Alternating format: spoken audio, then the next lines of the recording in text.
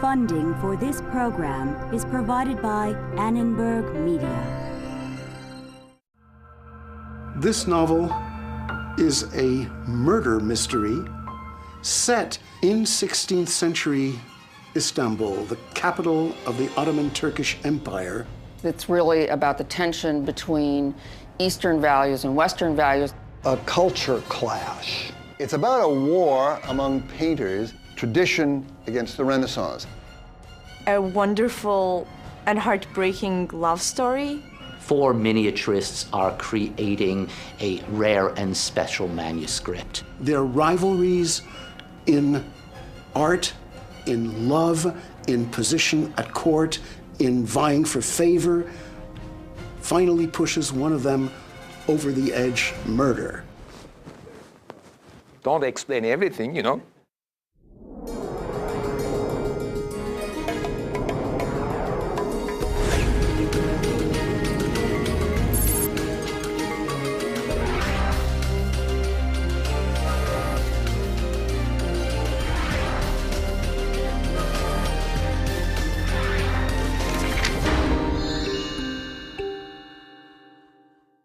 The book revolves around this idea that the power of art is able to drive somebody to murder.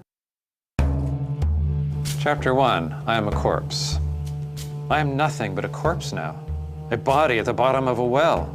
Though I drew my last breath long ago and my heart has stopped beating, no one apart from the vile murderer knows what's happened to me. As for that wretch, he felt for my pulse and listened for my breath to be sure I was dead. Then he kicked me in the midriff, carried me to the edge of the well, raised me up and dropped me below. As I fell, my head, which he'd smashed with a stone, broke apart. My face, my forehead and cheeks were crushed, my bones shattered, and my mouth filled with blood. It's very graphic. I mean, maybe some of the most graphic phrases and words in the novel appear here, and it immediately draws the reader in. I am nothing but a corpse now, a body at the bottom of a well. And we want to know why. The whole story revolves around a group of 4 artists, and it quickly becomes apparent that the murderer is one of the other 3 artists. And it takes the rest of the novel to figure out who did it. I am Orhan Pamuk, the writer of My Name is Red. Okay. I wrote the book between 92, giving a break for writing New Life, and also continued between 1994 to 1998, more or less 4 years, I think. My first attempt, set in a contemporary Istanbul, failed. In fact, my second attempt, set in 16th century. Then again, I made a false start, focusing on one single painter. Then later I realized that I should focus on a workshop, because workshops in Islamic painting produce a distinct style rather than singular hands or artists.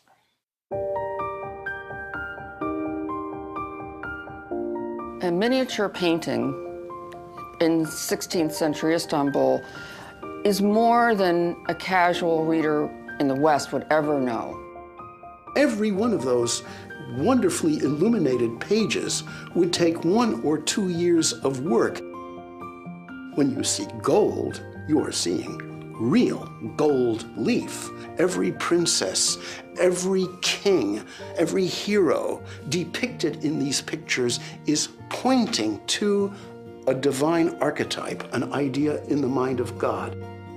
That is what that art means, and Orhan Pamuk comes to the very heart of the matter. He is dramatizing the moment when these artists who have been trained to regard themselves as Muslim artists are seeing works that are coming from the European West, and they're troubled. They feel a disquiet. There's this explosion of painting genius in Venice right at this time. This giant breakthrough in humanizing the figure, learning how to paint skin, learning faces in a way that's never been done before. In the Islamic tradition, the figures in the painting are anonymous. They look at these Venetian painters and they say, wait a sec, you could pick that man out on the street.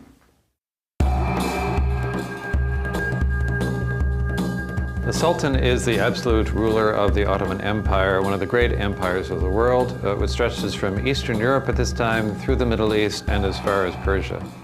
The whole story revolves around these artists and a secret illustrated book that they're working on for the Sultan. But this book raises a lot of controversial issues at that time because the Sultan wants it to be made according to Western artistic styles and conventions. This is in turn what outrages the more traditionalists who think this is blasphemous, that the artists are trying to do what Allah alone can do, create an actual person. Chapter 2, Benim adım Kara, my name is Black. Who is Black? Well, Black is, he is the nephew of the producer of the mysterious and dangerous album of paintings. He's the thread that binds all of these many stories together. The story takes place over 9 days, and upon his return after a 12-year exile is when the story begins and the novel begins to unfold. After an absence of 12 years, I entered Istanbul like a sleepwalker. The earth called to him, they say of men who are about to die. And in my case, it was death that drew me back to the city where I'd been born and raised. When I first returned, I thought there was only death. Later, I would also encounter love. So Shekere is the object of Black's affections. He's never forgotten about her and he wants to win her love. It's a love story. It's the story of artists caught in a time of cultural change. There are many, many plot lines.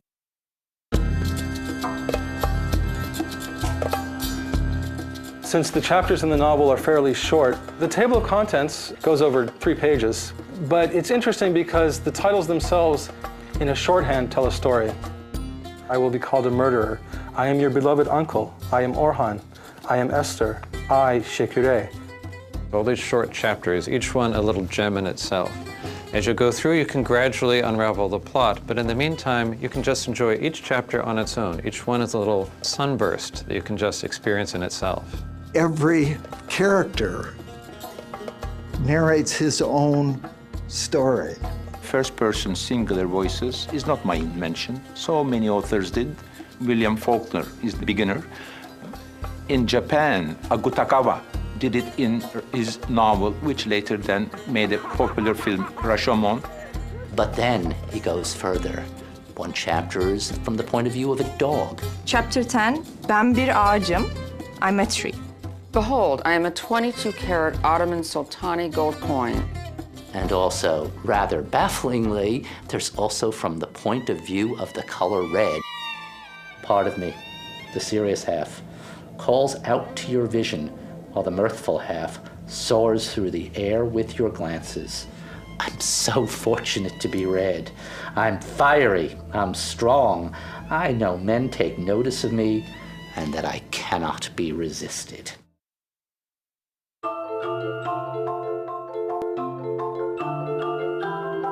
When Orhan's brother came to the University of Washington to give a lecture, he said to me, Orhan remembers you. Orhan was one of your basketball players. In 1967-68, when I was there to do my dissertation work, I coached these kids. At the time, Orhan was just another one of these 14, 15-year-old basketball players. The next time that I heard his name or saw him, he was a famous author. Had I nurtured Orhan's impressive skills a little better, he might have become a noted basketball player, and we would have lost a world-famous novelist. Orhan Pamuk was born in Istanbul in Turkey in 1952. Orhan Pamuk has been writing novels in Turkish at a great rate since the 80s, and hugely popular in Turkey too. But then something different happened with My Name is Red. It not only won prizes, it won big reviews. It was immediately recognized as a huge triumph. His works have sold millions of copies around the world in 56 different languages, and is also being taught in colleges and universities around the world now. As long ago as 2001, when My Name is Red first came out in English, one prescient reviewer predicted that he would win the Nobel Prize for it. The reviewer says, "He's not an ideologue or a politician or a journalist. He is a novelist and a great one. Nobody other than a small committee of Swedes could rule out a Nobel." Critical line in the Nobel citation was roughly that he had created a new symbolic demonstration of not just the clash, but the interlacing of world cultures.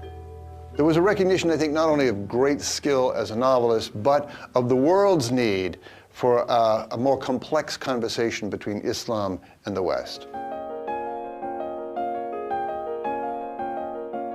The center of his world is Istanbul, the old capital of the Ottoman Empire. It's his place the way Paris was Proust's place or London was Dickens's place. It is a complete world. Turkey existing at the border between Europe and Asia. It embodies two dramatically different modes of perception. As a Turkish citizen and as a Turkish student living outside of Turkey, when I read My Name is Red, I think it's a book about identity and defining who really one is, which was an important question back then in Ottoman Empire, and which is still an important question for Turkish people. It was a city of confusion, I think, at that point. The 16th century is the century when the Muslims, so long dominant, seem to have just attained world mastery in military terms, but in fact, they're already beginning to lose it. The Western artists and Western civilization is actually drawing abreast of Islamic civilization. The Turkish artists, as representatives of their whole civilization, their whole tradition, their whole culture, are beginning to feel very real fear, disquiet. At one point, Black's uncle, the Nishte, describes the sense of wonder at encountering the new painting style he's discovering as an ambassador to Venice. Over a period of days, we're told, he stood before thousands of portraits. He saw thousands of framed faces depicted on stretched canvas or wood or painted directly onto walls. Each one was different from the rest. They were distinctive, unique human faces, he said. He was intoxicated by their variety, their colors, the pleasantness, even severity of the soft light that seemed to fall on them, and the meaning emanating from their eyes. As if a virulent plague had struck, everyone was having his portrait made.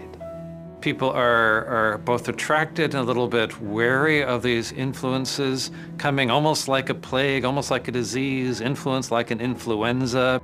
The fact that individual painters have signed their work, sometimes with bravado, and that people are kind of coming out, coming forward, coming expressively to the fore, into your face from those canvases. That's not the way those Islamic miniatures work. Is it going to make their world new? Is it going to destroy the world as they know it?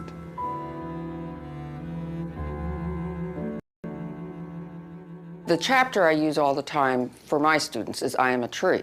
A great European master miniaturist and another great master artist are walking through a frank meadow discussing virtuosity in art.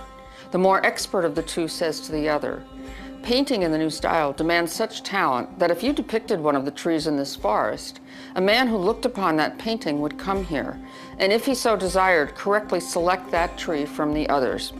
I thank Allah that I, the humble tree before you, have not been drawn with such intent. I don't want to be a tree. I want to be its meaning. This ambivalence really speaks to ambivalence about seeing the world in two different ways. I don't want to be a tree, I want to be its meaning. This sentence gives you a lot of clues about how to read this book. At least for me, it helped a lot. For example, Shakure, like the tree, she's really self-conscious about like what she has and what she has not. Shakure is one of the most interesting characters in the novel. It's a very sympathetic portrait of a complicated woman who is trying to negotiate her position within the traditional confines of a patriarchal society of her time. And here she is in one passage, speaking directly to us. She says, "Don't be surprised that I'm talking to you. For years I've combed through the pictures in my father's books, looking for images of women and great beauties. They do exist, if few and far between, and always look shy embarrassed, gazing only at one another, as if apologetically. Never did they raise their heads. Perhaps one day someone from a distant land will listen to this story of mine. Isn't this what lies behind the desire to be inscribed in the pages of a book? Isn't it just for the sake of this delight that sultans and viziers proffer bags of gold to have their histories written? I'm an attractive and intelligent woman, and it pleases me that I'm being watched. And if I happen to tell a lie or two from time to time, it's so you don't come to any false conclusions about me.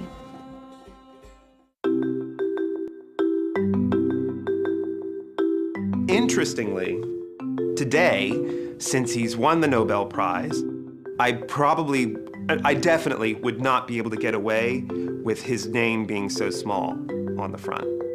I have designed probably over 1,100 covers. And so I didn't want to present one of these paintings in a straightforward manner, because that's not what the book is. The book is a puzzle and a mystery, and it's a love story, and there's a murder, and so I wanted to get a sense of a fragmented narrative instantly when you look at it. I felt that there should be red on the cover, but not in the title, because that seems to go with the sensibility of the book, that it's not what you're expecting. You know, the book jacket is not going to sell the book. It's going to introduce the book to the reader. You don't marry someone just because they have a nice face. Hopefully. I know some people do, but you know, that's sort of it. As Black attempts to unravel the mystery of the original murder, he seeks to find traces of the murderer in the style of the different miniatures that have been painted by the different members of the workshop. This search for the trace of the murderer in his own style becomes a way for Pamuk to give us magnificent portraits of the joy of art, of the process of artistic creation, of the painterly process itself.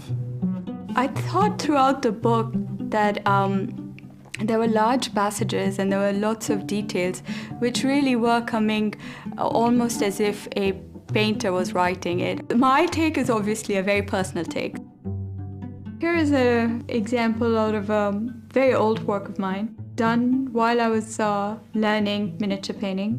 He really allows, as a painter, for me to really engage with his literature from this perspective, and obviously from the perspective where he explores how a painter may feel while making the painting.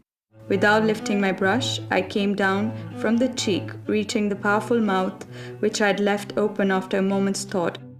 I entered the mouth. This is how it's going to be then. Open your mouth wider now, horsey. And I brought out its tongue. I slowly turned out the nose, no room for indecision.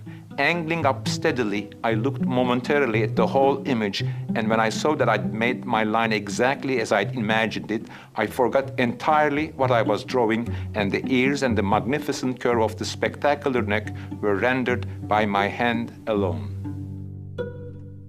After publishing the book, with all its intuition, brilliant insight, he came to see us at the Metropolitan Museum, and I took him into the manuscript laboratory, where, under powerful magnification and often raking light, Orhan Pamuk saw the extraordinary details revealed in relief, just as the Sultan would have seen 500 years ago using a candle. And if one can use that very hackneyed phrase, it blew his mind. You know, he is a painter, and you can see that clearly in his novels because he sees so many things. His parents expected him to be an engineer. He thought he'd settled for being an architect. He dreamed of being a painter. And then he discovered in his early 20s, no, I want to be a novelist. I'm going to write my paintings. The sensual joy of making a painting. This is the beginning. All through my childhood, starting from almost 6 and 7 years old, I wanted to be a painter. Then, at the age of 23, I failed. I just simply dropped painting and began writing novels. Some 15 years later, now I want to write a book about the joys of painting. Novels are about describing visual world. We enjoy the world through our eyes, and being a novelist is converting what we see with our eyes or what we see with our imagination to words. It's a joy to do that. As the story progresses, tension builds on all the levels of the plot. The murder mystery is getting more and more troublesome. There are more murders happening. The love story is getting more and more fraught with Black and Shakure. There are social tensions building. The whole structure of society seems to be in the balance. The novel takes you toward the end into the Sultan's treasury of paintings. One thing, it's sort of the greatest museum you can imagine. The characters enter it as detectives, really. They're looking for the least indication about who done it. Imagine you were in Rembrandt's basement, hundreds of masterpieces all over. It was as if light were gushing from the painting to my face. Again, I praised God for showing me such spectacular beauty before I went blind. They are overwhelmed by the beauty and the perfection of the work and of the tradition, but one of the key people in that scene decides that the greatest master of them all had blinded himself to force himself to see the world out of darkness into Allah's view of the world. Why cannot an accomplished master finally join this abstract world beyond the material world? He is particularly taken in by Behzad's work to such a degree that he goes ahead and does something. They're about to discover the identity of the murderer when Master Osman does this. I looked at the needle for a long time. I tried to imagine how Behzad could have done it. I had heard that one doesn't go blind immediately. The velvety darkness descends. I sat down again and gazed at my own eyes. How beautifully the flame of the candle danced in my pupils, which had witnessed my hand paint for 60 years. How had Master Behzad done it? I asked myself once more. Never once taking my eyes off the mirror, with the practiced movements of a woman applying kohl to her eyelids, my hand found the needle on its own. Without hesitation, as if making a hole at the end of an ostrich egg, soon to be embellished, I bravely, calmly, and firmly pressed the needle into the pupil of my right eye. My innard sank, not because I felt what I was doing, but because I saw what I was doing. I pushed the needle into my eye to the depth of a quarter, the length of a finger, then removed it. Smiling, I did the same to my other eye. The character who is called upon to solve the murder by seeing the visual clues, by recognizing them, has derived such intense pleasure up to a spiritual level from looking at the art that he always wanted to see, that he puts out his own eyes so as never to have to look at anything else on this earth again, thereby leaving the murder unsolved for the time being. I read to travel. I read to go somewhere, to get outside of my world, to get outside of my head. And comic allows you to literally inhabit someone else's head for a while. You can feel when you're walking through these streets of Istanbul in the 15th century with Pamuk, you'll recognize the issues. They're relevant today.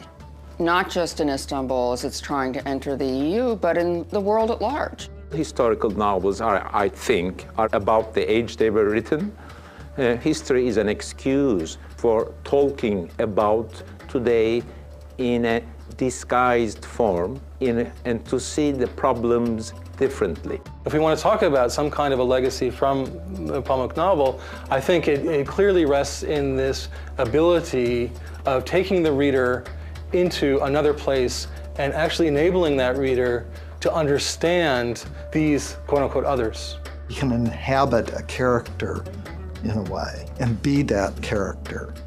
He's doing that in a time and a place that's so distant and culturally so different. You know, he's able to do that with these characters, and it rings true. It's a kind of thing that scholars can't do because people always ask us for evidence. But a novelist, you know, a brilliant novelist can make those things come alive.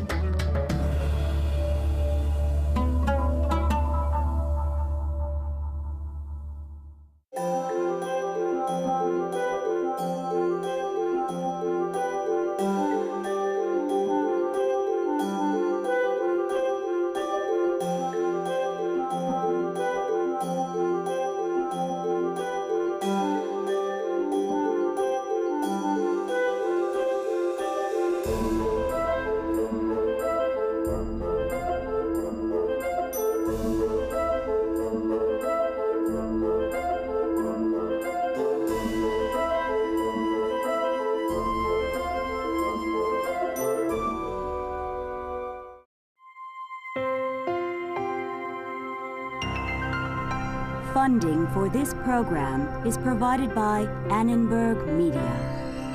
For information about this and other Annenberg Media programs, call 1-800-LEARNER and visit us at www.learner.org.